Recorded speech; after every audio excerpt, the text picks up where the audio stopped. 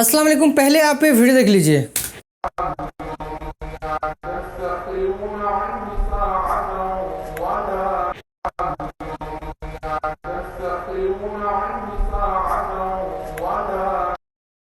بسم اللہ الرحمن الرحیم. میرے بھائیو، آپ نے ویڈیو دیکھی کیسے نماز پڑھنے کے لیے جا رہے ہیں اور وہاں پہ جا کے کیسی کیسی حرکتیں کرتے رہتے ہیں.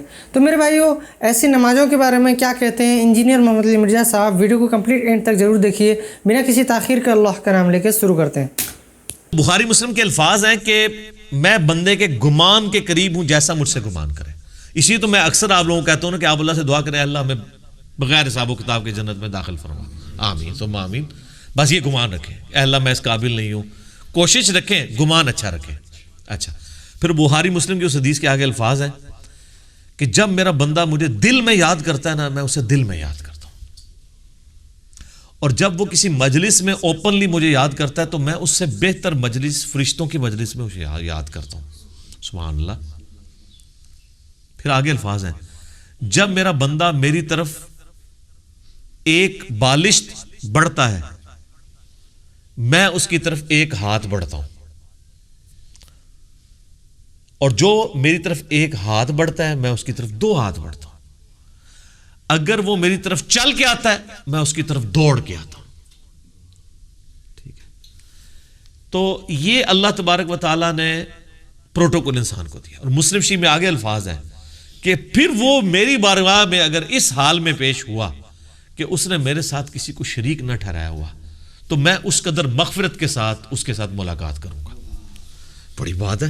اور ترمذی میں الفاظ ہیں کہ اگر میرا بندہ زمین و آسمان گناہوں سے بھر دے، سر اس سے زیادہ تو کوئی نہیں کر سکتا نا گناہ، اور اس نے شرک نہ کیا ہوا نا، تو میں اس کے ساتھ مغفرت کے ساتھ پیش آؤں گا. اچھا، اس سے بعض لوگ یہ سمجھتے ہیں بس شرک نہ کرو اور جو مرضی کرو. سر نماز چھوڑنا بھی شرک ہے. نماز چھوڑنا کس کی پیروی اور عبادت ہے؟ شیطان کی. تو شرک کر دیا آپ نے. ڈاکٹر سراج صاحب ایک جملہ بولا کرتے تھے، میں کہتا ہوں نہیں، وہ گولڈن کوٹ ہے ان کا. وہ کہتے تھے دنیا کا ہر خیر توحید کے شجر مبارکہ کی شاخ ہے، اور دنیا کا ہر گناہ شرک کے شجر خبیثہ کی شاخ ہے. یہ کیوں آیا قرآن میں؟ افرائیت من اتخذ الہہ ہوا. اے نبی، اس شخص کو دیکھا جس نے اپنی خواہش نفس کو اپنا خدا بنا لیا. جو بندہ فجر کے وقت اپنی نیند چھوڑ کے اٹھتا نہیں ہے نا، اس نے نیند کو اپنا خدا بنا لیا، گویا کہ وہ اس درجے میں شرک میں مبتلا ہو گیا. اسی تو ابراہیم علیہ السلام کو کہا گیا ہے وَمَا كَانَ مِنَ الْمُشْرِكِينَ. ایک کہنے نو بڑی چھوٹی گل ہے، اسی بھی سارے دعویٰ کرنے ہیں جی مَا كَانَ مِنَ الْمُشْرِكِينَ میں ہم بھی ہیں. نہ جناب، ابراہیم علیہ السلام ایسے پکے مواحد تھے کہ اگر بیٹی کی قربانی کی باری آئی تو اس کو ذبح کرنے کے لیے تیار ہو گئے. بیوی بچے کو بیابان میں چھوڑنے کی باری آئی، ادھر تیار ہو گئے. یعنی انہوں نے کہیں پہ اپنی مرضی رکھی نہیں ہے. اس لیے اللہ نے ان کو کہا کہ وَمَا كَانَ مِنَ الْمُشْرِكِينَ. ورنہ سے اللہ فضل لکھاں دے تو انہوں اتنے بھی مواعد مل جان گے، پر ابراہیم والا مواعد نہیں ملے گا. جو وَمَا كَانَ مِنَ الْمُشْرِكِينَ کی ڈگری ہے وہ یہ ہے کہ انہوں نے کسی معاملے میں نفس کو آگے نہیں رکھا. تو سر یہ آپ کو کروڑوں میں بھی ایک ملنا مشکل ہو جائے گا. تو اس بندے کے لیے تو واقعی پھر کیا ہی بات ہے اس کی، جو اس لیول کا مواحد ہو جائے. وَمَا كَانَ مِنَ الْمُشْرِكِينَ. وہ تو جناب مسند احمد میں حدیث ہے، مشکات میں بھی آئی ہے، جس نے دکھلاوے کے لیے نماز پڑھی اس نے شرک کیا، جس نے دکھلاوے کے لیے روزہ رکھا اس نے شرک کیا، جس نے دکھلاوے کے لیے صدقہ کیا اس نے بھی شرک کیا. حالانکہ جو نماز پڑھ رہا ہوتا ہے وہ اس بندے کی عبادت نہیں کر رہا ہوتا جس کو وہ دکھانا چاہ رہا ہوتا ہے. ابن ماجہ میں تو یہاں تک حدیث ہے کہ اگر کسی نے اپنا سجدہ یا نماز لمبی کر دی نا اس خیال سے کہ اسے کوئی دیکھ رہا ہے تو وہ بھی شرک میں چلی جائے گی. اور اللہ کہے گا یہ اسی کے لیے پڑھی ہے. اچھا، اللہ کتنا ڈاڈا ہے.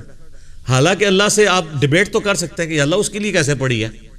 سجدہ تجھے کیا، اسے تو میں اپنی طرح کا انسان مانتا ہوں، معبود تجھے مانتا ہوں، مجھے کدھر اس کے کھاتے میں ڈال دیا ہے. ہاں، اگر اسے ریاکاری کی ڈیفینیشن پتا ہوگی نا اور اللہ تعالیٰ کا غیرت مند ہونا پتا ہوگا نا تو اللہ سے بڑا غیور کوئی نہیں ہے. اللہ کہتا ہے جس نے ذرا سا کسی اور کی رضا شامل کی فارغ. اسی لیے ریاکاری کو کہا گیا ہے شرک اصغر، چھوٹا شرک. یہ بڑا کریٹیکل معاملہ. اچھا، یہاں ذکر کے حوالے سے میں ایک اور چیز بھی بیان کر دوں. بخاری مسلم میں حدیث ہے کہ جب لوگ کہیں پر کسی ذکر کی مجلس میں جمع ہوتے ہیں نا تو اللہ تبارک و تعالیٰ اپنے فرشتوں کو بھیجتا ہے اور وہ اس مجلس کو ڈھانپ لیتے ہیں اپنے پروں سے. اور آسمان تک ڈھانپ لیتے ہیں اور آسمان سے سکینت ان پر نازل ہوتی ہے. یہ اکثر یہ حدیثیں شیئر کروائی جاتی ہیں صوفیاء کی طرف سے نا, اور وہ کہتے ہیں دیکھیں جی یہ جو ہم اللہ کی ضربیں لگا رہے ہیں یہ تو بخاری مسلم میں ہے. جناب بخاری مسلم میں تو ذکر کہاں آیا ہے؟ یہ ذکر اللہ آپ نے کہاں سے نکال لیا, اور آپ نے جو اپنی مجالس ہیں اس سے کیسے کمپیئر کی؟ بخاری مسلم سے ہی اس کی شرح بھی بیان کریں نا. تو مسلم شریف کی حدیث میں آتا ہے کہ جب کہیں پہ لوگ جمع ہوتے ہیں اور قرآن پڑھتے اور اس کی تعلیم ایک دوسرے کو دیتے ہیں تو ایسے ذکر کی مجلس کو اللہ تعالیٰ کے فرشتے ڈھانپ لیتے ہیں. قرآن کی تعلیم ہے اصل میں جو ذکر کی مجلس ہے. جو مسلم شریف میں حدیث ہے کہ جو علم دین حاصل کرنے کے راستے پہ چلا اللہ اسے جنت کے راستے پہ چلا دے گا. اسی تو میں کہتا ہوں جو درس قرآن سننے کے لیے یہاں پہ آتے ہیں وہ جنت کے راستے پہ آ رہے ہیں. تو یہ قرآن کی فضیلت ہے, یہ بابوں کے اذکار کی نہیں ہے. پھر وہ بڑی لمبی حدیث ہے بخاری مسلم میں کہ وہ فرشتے اللہ کے پاس جاتے ہیں, اللہ تعالیٰ کہتا ہے کہاں گئے تھے؟ تو کہتے ہیں ہم ایسی مجلس میں گئے تھے جہاں پہ لوگ تیرا ذکر کر رہے تھے. اللہ پوچھتا ہے, نبی علیہ السلام فرماتے ہیں حالانکہ اللہ کا جانتا ہوتا ہے پھر بھی پوچھتا ہے کہ وہ کیا کہتے تھے؟ یا اللہ وہ تیری جنت کا سوال کرتے تھے. بخاری مسلم کے الفاظ ہیں اللہ تعالیٰ فرشتوں سے پوچھتا ہے کہ کیا انہوں نے میری جنت دیکھی ہے؟ کہتے ہیں نہیں اللہ. تو پھر بھی وہ مجھ سے جنت کا سوال کر رہے ہیں, یعنی بن دیکھے. ان الذین یخشون ربهم بالغیب لہم مغفرۃ واجر کبیر. اور کیا کہتے تھے؟ یا اللہ وہ کہہ رہے تھے ہمیں دوزخ کے عذاب سے بچا لے. اللہ کہتا دوزخ دیکھی ہے؟ اگر دیکھ لیتے تو, فرشتے کہتے ہیں اگر دیکھ لیتے تو اور تیرا پناہ تجھ سے پناہ طلب کرتے اس کے اگینسٹ, اور جنت اگر دیکھ لیتے تو اور زیادہ جنت کا سوال کرتے. تو اللہ تعالیٰ فرماتا ہے تم گواہ ہو جو میں نے سب کو بخش دیا. اللہ اکبر. تو فرشتے کہتے ہیں کہ یا اللہ ایک شخص ایسا بھی تھا جو وہاں سے صرف گزر رہا تھا, وہ اس کو اٹینڈ کرنے کے لیے وہاں نہیں بیٹھا تھا, اس علمی مجلس کو, ذکر کی مجلس کو, درس قرآن کو, بلکہ وہ تو صرف اس لیے تھا میں دیکھوں یہ کیا کر رہے ہیں, تو وہاں پہ بیٹھ گیا. تو اس کو بھی بخش دیا جائے.